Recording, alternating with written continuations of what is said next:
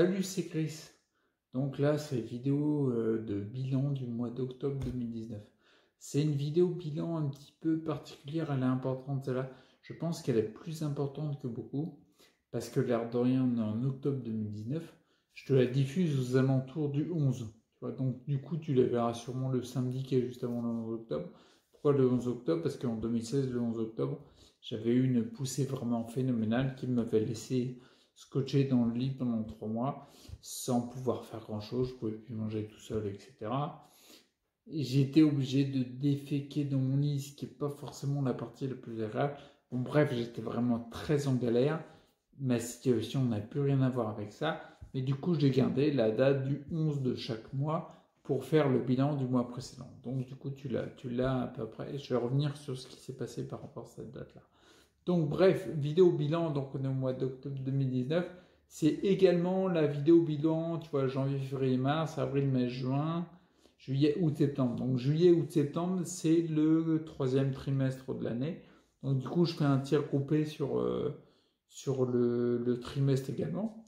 Donc, en ce qui concerne les avancées qui sont mesurables, bah, en effet, il y a des avancées. Là, je suis pragmatique, c'est des faits.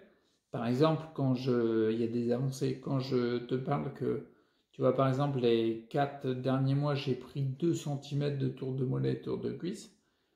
C'est mesurable. On voit bien qu'il y a une avancée. Il y a de la reconstruction de matière au niveau de mon corps. Ça, c'est clair. Je vois, par exemple, tu vois, maintenant, je suis à combien? Le mollet droit, bon, c'est pas des mollets de Schwarzenegger ou Stallone, mais, enfin, ou de Johnson, si tu veux une référence plus récente. On est d'accord. Tu vois, le mollet droit, j'ai une petite différence entre le mollet gauche et le mollet droit. Il y a 1 cm à peu près. Ouais, il y en a un qui est plus fin. Moi, je travaille pour qu'il rattrape. Bref, le mollet droit, je suis à 30 cm et demi de tour de mollet ou 31, un truc comme ça. Bon, bref, on va dire 30 pour être gentil, 30, 31, un truc comme ça.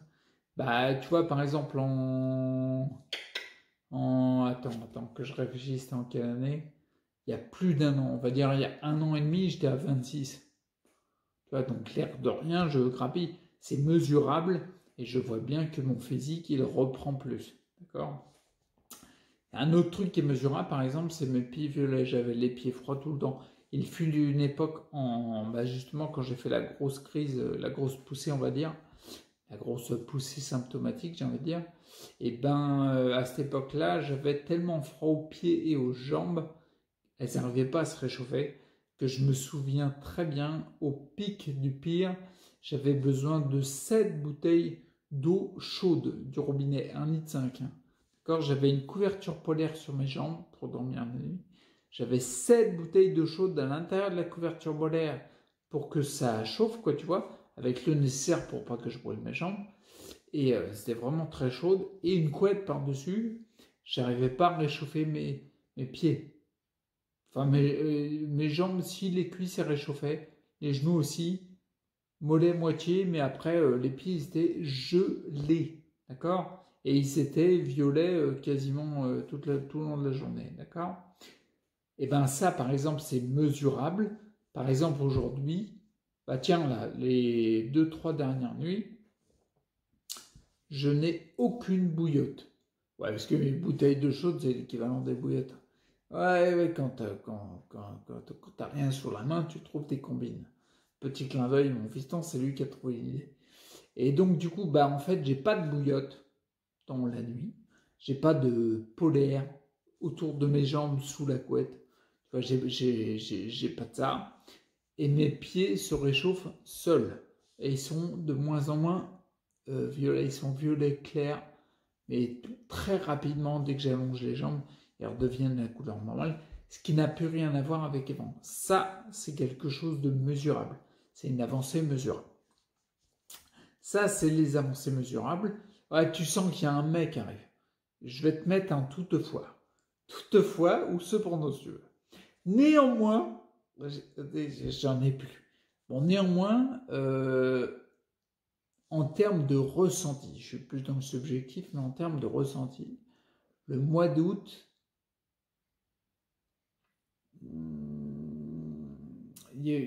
comment dire, c'est pas que j'ai senti de la régression, mais je me suis senti moins, je sais pas, il y avait quelque chose, je sais pas, j'ai ressenti une descente, quoi. Voilà. Au mois d'août, on va dire une stagnation. Ah, c'est un ressenti, hein. Et au mois de septembre, une descente même, tu vois. Là, on est le combien là? On est le 1er octobre quand je tourne la vidéo. Donc le mois de septembre est passé. Ouais, on a fait une descente.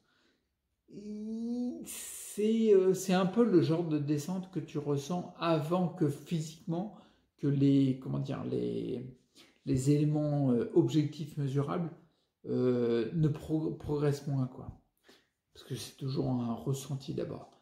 C'est assez bizarre, mais je vais m'expliquer là-dessus. Je te lis là le ressenti subjectif que j'ai eu. Et puis, comment dire, je vais te dire un peu, tu vois, je le répète souvent, mais je pense vraiment que tout ne se fait pas sur l'alimentation, tout ne se fait pas sur retirer les métaux lourds, même si je mets beaucoup d'efforts dans ce domaine-là, parce que je sais que c'est un point important dans mon cas particulier de déséquilibre de santé. Tout n'est pas sur ces éléments, il y a d'autres éléments, c'est pour ça que je travaille, que je suis des formations sur l'état d'esprit, tu sais, pour changer l'état d'esprit. Je pense vraiment je parle souvent de personnalité, je pense vraiment qu'il y a souvent des personnalités qui ont tendance à induire des symptômes, d'accord, des personnalités qui ont tendance à ne pas induire des symptômes. Par exemple, typiquement, quel exemple je peux prendre?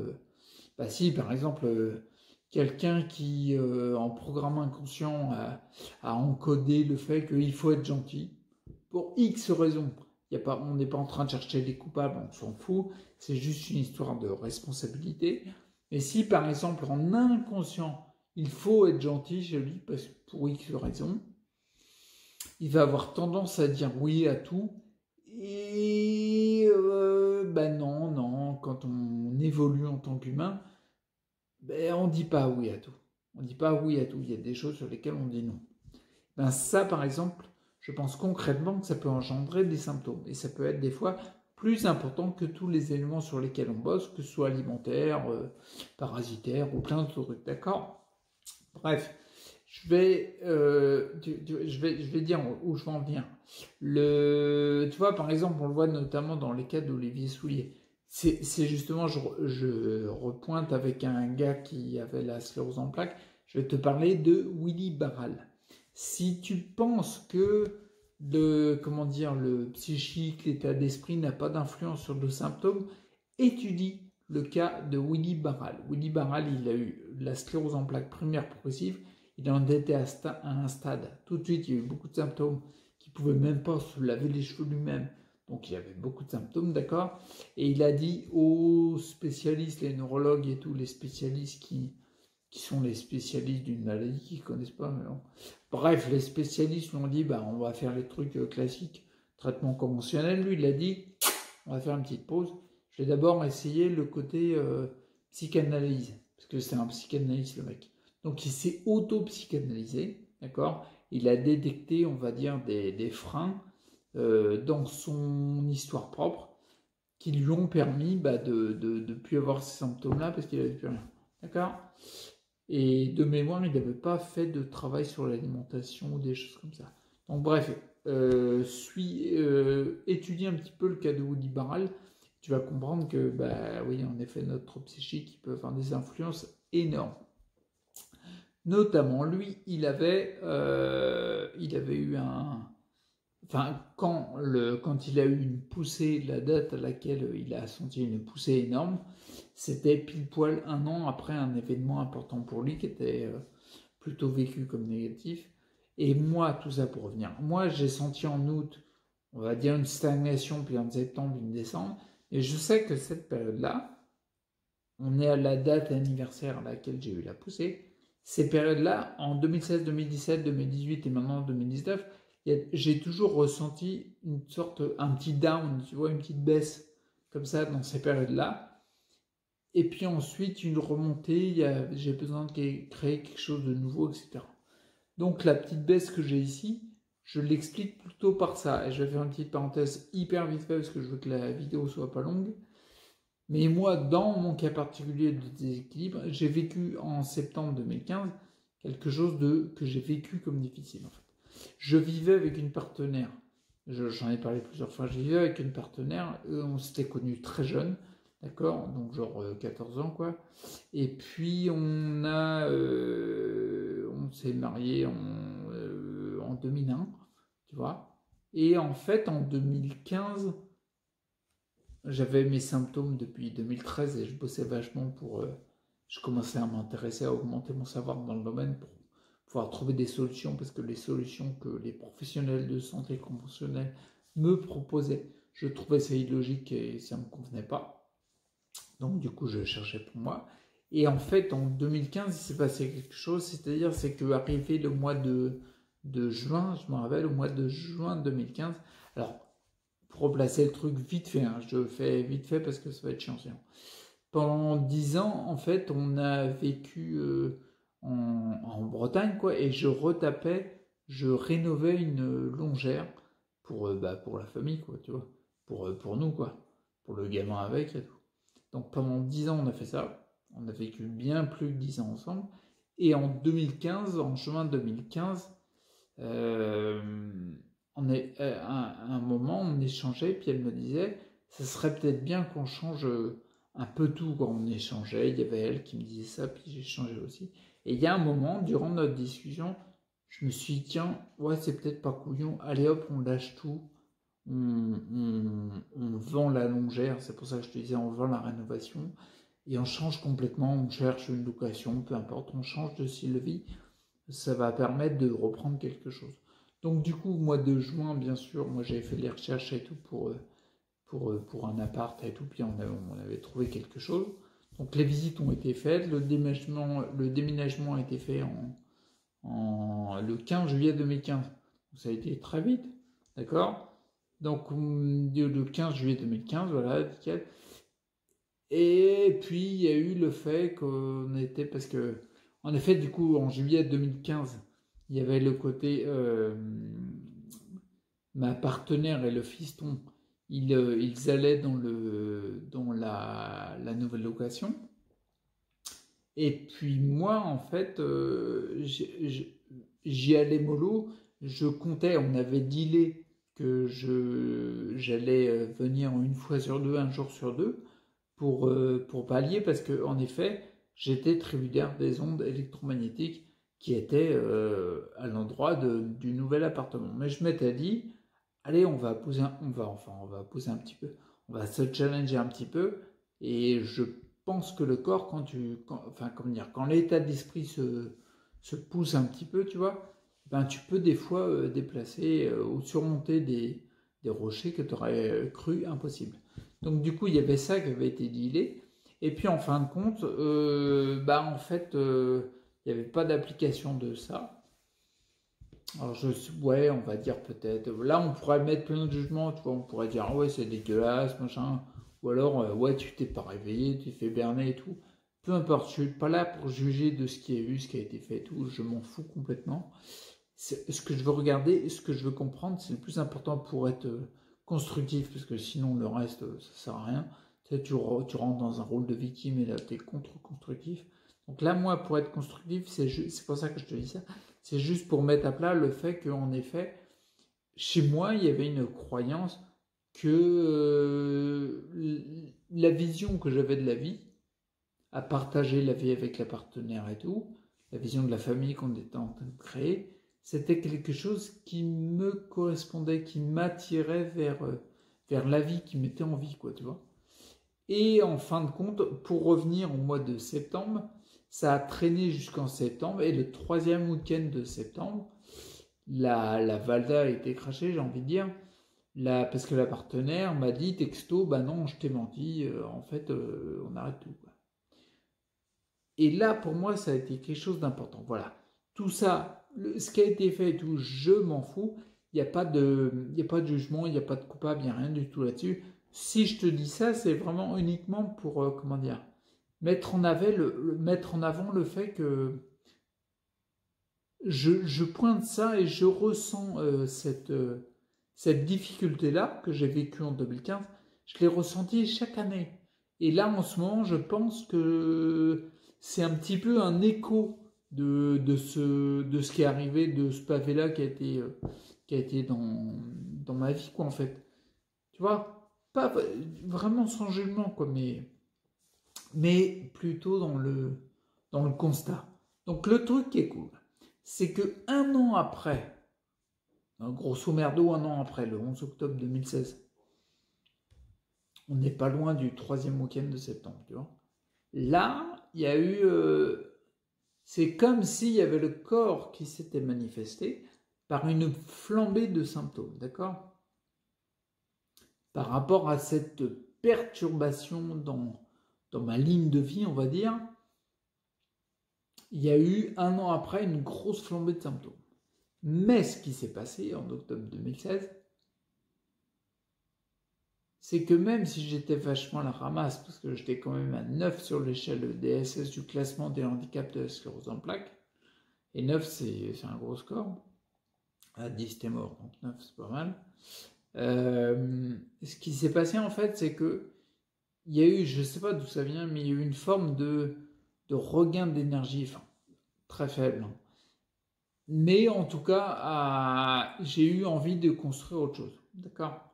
Voilà, donc du coup, je faisais plus d'exercices, les exercices que je pouvais, et ça passait, même si c'était ultra dur. Il y avait d'autres projets, et ensuite, après, j'ai abouti. Au début décembre, je crois que c'est le 8 ou un truc comme ça, en décembre 2016, où j'ai créé la chaîne YouTube, où j'étais motivé pour expliquer ce que je faisais, etc. Tu vois, ce que je veux dire par là, c'est que c'est important. C'est qu'il y avait un élément qui me permettait de me dire, bah, comment faire ça? Concrètement, en 2015, j'ai eu la sensation que la vie s'arrêtait, quoi. Ce qui est faux. Ce qui, si t'es pragmatique, non, ça s'arrête pas du tout. C'est peut-être qu'en inconscient, il y a une sorte de « ah, il y a quelque chose qui s'arrête, du coup, moi, je m'arrête ». Tu vois, il y a un amalgame de fait. Mais j'ai eu cette sensation-là. Et en 2016, j'ai eu le premier écho, la première vaguelette. Tu sais, quand tu jettes un caillou, il y a une vague, une onde, une vague qui part, et quand elle rebondit sur la berge, elle revient. Là, c'est un petit peu le retour du bâton, c'est le retour. Le premier écho, il a sonné, ça m'a fait la poussée de symptômes. Et il y a eu le côté, bah tiens, je relance autre chose, je suis motivé par autre chose, et ça me met envie. Je crée la chaîne YouTube et je décide d'aller encore plus à fond dans les protocoles qui sont à l'opposé du conventionnel. Je vais encore plus à fond là-dedans, je me lance et je le partage et j'en témoigne. C'était vraiment quelque chose qui me tenait à cœur. Fin 2017, pareil, rebelote, j'ai ressenti la même chose. Par contre, j'ai plus ressenti il y avait à la fois l'onde de il y a quelque chose qui est fini, mais il y avait maintenant l'onde de il y a quelque chose qui commence au mois d'octobre, vu que je l'ai déjà fait en 2016. En 2018, c'est pareil, et en 2019, là, je ressens la même chose. Là, tout ça pour dire ça, je vais arrêter pour qu'il fasse moins de 20 minutes la vidéo. Donc, du coup, là, je ressens, pour résumer, je ressens le côté... là, je suis en train de ressentir, je pense, l'onde de il y a quelque chose qui s'est fini. C'est comme un cycle. On voit ça en gestalt thérapie, mais c'est de la notion de boucle. Il y a quelque chose qui demande à être bouclé. Tout du moins, là, je pense que je ressens le fait d'une boucle qui s'est terminée, qui est peut-être pas finie de boucler, mais ça faut que je rate encore un peu. Et du coup, à ce moment-là, je ressens qu'il y a un besoin de changement chez moi. Je sens qu'il y a un besoin d'évoluer vers autre chose. Je sais pas encore comment, tu vois. Je me suis même posé la question avant. Et à un moment, je me suis dit, est-ce que je continue la chaîne YouTube? Tu vois ce que je veux dire? Forcément, si tu vois bien ce que je fais, c'est que je mets tout en œuvre pour créer du contenu, d'accord? Le mettre de plus en plus de qualité. Donc forcément, tu me retrouveras à mettre du contenu quelque part. Peu importe la forme, la plateforme, peu importe. Que ce soit cette chaîne-là, une autre chaîne, ou peu importe, il y a quelque chose. Mais en tout cas, il y a... je vais finir là-dessus, tu vois. Je ressens un besoin de changement. Tout ça pourquoi? Pour recréer la dynamique, la nouvelle boucle de quelque chose qui m'a permis d'avoir plus d'énergie. Donc voilà, pour résumer et pour finir la vidéo, c'est ça. Je ressens malgré les avancées mesurables, comme les tours de cuisse, mollets, et puis les pivelets par exemple, et ben, je ressens quand même une baisse, une descente, que j'explique mentalement par rapport à ce que je viens de te dire là. Et je pense que je suis dans la descente énergétique et que je cherche, voilà, là j'ai besoin d'un peu de temps pour chercher à peut-être pas recréer quelque chose de zéro, non, parce que je suis ok sur ce que j'ai fait, mais j'ai besoin pas de recréer, mais peut-être de reconstruire le discours, il y a quelque chose que j'ai besoin de faire, j'ai besoin de me recentrer, de relancer quelque chose, d'accord? Donc on va faire évoluer le truc, l'évolution c'est nickel, ok? L'évolution c'est la vie, de toute façon, c'est simple, tu peux croire à ce que tu veux, si t'as pas compris que t'évolues dans la vie, attends que tu sortes, t'es gamin, puis après t'évolues, t'es adulte. Il y a une évolution, on est d'accord. Donc tu vois, c'est la vie. Donc je vais faire ça, je vais ralentir très nettement, je pense, les vidéos journal de bord, ce qui va pas être facile parce que l'air de rien à les faire, même si c'est beaucoup de boulot, à les faire, j'ai créé une habitude qui, donc forcément, si tu crées une habitude et que tu veux la changer, il va y avoir une notion de manque, mais je vais pallier avec ça, avec autre chose. Je sais pas du tout comment ça va se goupiller, je continuerai à faire du contenu, c'est certain, ouais, là c'est une certitude. Quelle forme, je sais pas encore, ok? Bon, en tout cas, je te souhaite de prendre soin de toi, de rester acteur pour ta santé, parce que c'est... Hein, je sais pas s'il y a autre chose de plus important. Arrêtez d'être passif à attendre qu'il y ait quelqu'un d'une instance quelconque qui dit « c'est ça qu'il faut faire ». Non. T'es grand et tu peux être acteur, ok? Prends soin de toi et puis du coup, je te dis à bientôt. Okay? Allez, ciao.